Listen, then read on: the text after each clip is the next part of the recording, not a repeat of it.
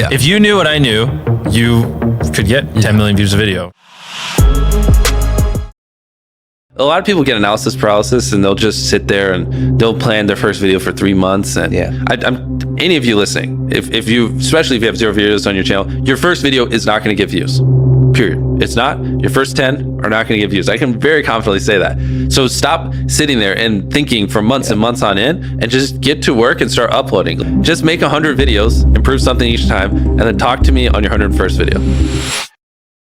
What YouTube wants is they want people to click on a video and they want to watch it. Like, at its core, that's what it is. Now, you can like draw little lines and go as deep as you want into how to get people to click and how to get people to watch. I mean, essentially, by studying the algorithm, you'll learn that you're more studying human psychology, right? What do humans want to watch? Anytime you say the word algorithm, just replace it with audience, and it works perfectly. Like, the algorithm didn't like that video? No, the audience didn't like that video. Literally, that's it. If people are clicking and watching, then it gets promoted more. And that's literally all the algorithm does, is reflect what the people want to a T. And if you deny that, you just make terrible videos.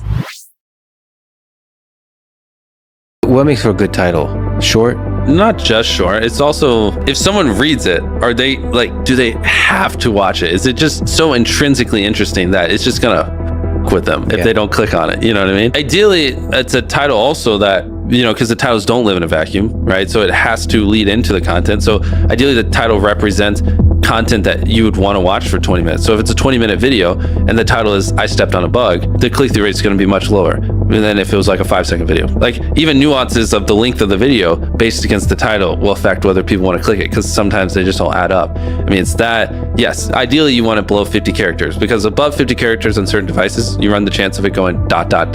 So like, I took a light pole and I saw how many dollar bills I could stack on top, and they would just go ... because it's too long and it can't finish it. And that's the worst thing, because then people don't even know what they're clicking on, and so it's going to do even worse. Short, simple, ideally, and just so freaking interesting they have to click, and it is a good segue into the content, and it represents the length of the content. What did you do when you first started? Like, what was the first idea? The very first video, weirdly enough, I played this stupid game and some hacker like killed my base when I was 11, and so I uploaded it, and my first video got 20,000 views like instantly, because it was like all the people that played the game was like, oh shit, you can hack in this game. It's a game called Battle Pirates. I guarantee you no one listening. What is it called? Battle Pirates. No one here has ever heard of it. Battle Pirates. It was, Battle Pirates. Yeah, it was a really small game, but I uploaded that and I got 20,000 views, and that was probably the best thing that could have ever happened to me, because then I was hooked from day one. Literally, like most people, it takes hundreds of videos before you get like one view, and somehow the very first video I uploaded at 11 got like 20,000 views, and then I was just like, oh, I fell in love, and I've been hooked ever since. Wow. To be successful, you kind of have to have a little bit of that ego where you're like, you know, my content's great, you got to believe in it, but also like, if you have sub 1,000 subscribers, like there's a good probability your videos just suck. The sooner you learn how to make great videos that people actually want to watch, the sooner you'll get views. I think is the biggest takeaway. I would act like I was going to college that whole time, but I wasn't, and I didn't have enough money to move out, and that was kind of when I was just like 15 hours a day, all in. I was like, I'm fucked if this doesn't work. And I had some videos pop off. I couldn't tell you which ones, but I had a month where I made 20 grand because I just had some videos just do really, really well. And then I came home and I was like, yeah, I haven't been going to college, and I moved out the next day. My mom almost had a heart attack because she didn't understand YouTube or anything back then, and she was like, man, this guy's gonna work at McDonald's. I wasted all this time. Like, I invested 18 years and this is what I get. Where were you?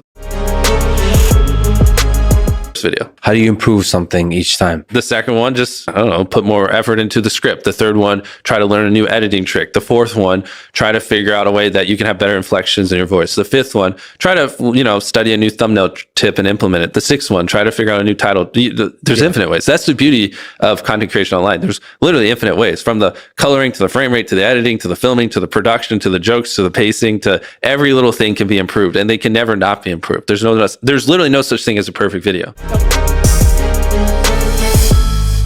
And at the very beginning of the video, to minimize drop-off, you want to assure them that those expectations are being met. If you click on a video where, you know, of his, where it's like, Tether is a scam, and then at the very beginning he starts talking about literally anything else, then you are like, oh, this is bull. This isn't what I clicked on. But if at the very start of the video you go, Tether is a scam, and I'm going to teach you why, then it's like, okay, you match the expectations. So at the very beginning, match the expectations, and then you want to exceed them. So you want to assure people that what they clicked on is what they're getting, and then blow their mind and be like, but you're also getting even more. That's how you lower drop off, which a lot of people, sometimes it takes them like 20 seconds to really meet the expectations.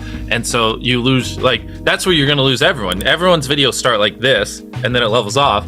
So you want to reduce the amount of people that click off on the audience retention graph. I hope you're popping up graphs while I'm saying this, so it's easier for people to visualize. But so then once you get it to level off, it's just how do you keep it level until the end of the video? And that's where you want to have, basically want to remove every dull moment. You probably want to find the 10 most critical people you know, make them watch the video and just roast it. You basically pay people to watch the videos on frame and then just have them record it. And I love just seeing like when they pick up their phones and when they get bored and like, you know, certain things, like if I just talk to a camera for 10 seconds without a cut, like a lot of people will just like get bored or they'll lose interest. So like having a B cam and a C cam, and just, you can just talk for 10 seconds, but 3 seconds in cutting to a B cam and then a C cam, like now it's more interesting, even though it's essentially the same thing and not that crazy. But you want to have good pacing. Typically having a payoff at the end keeps them, right? Last leave circle wins 10 grand. If there is a low moment halfway through, you're going to watch to the end because you want to see who wins the 10 grand. So having a good payoff at the end.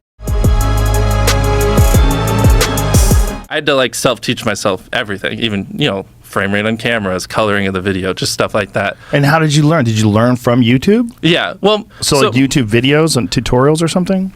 Most of my growth came actually after I graduated high school. Basically what I did was I somehow found these other like 4 lunatics. 3 of us were college dropouts, 1 was a high school dropout, and 1, I don't know, he just like quit his job. We were all super small YouTubers, and we basically talked every day for 1,000 days in a row and did nothing but just like hyper study, like what makes a good video, what makes a good thumbnail, what's good pacing, like how to go viral. And we'd just call it like daily masterminds. We would just get on Skype every morning, and like some days like I'd get on Skype at 7 a.m. and I'd be in the call until like 10 p.m. and then I'd go to bed and I'd wake up and I'd do it again.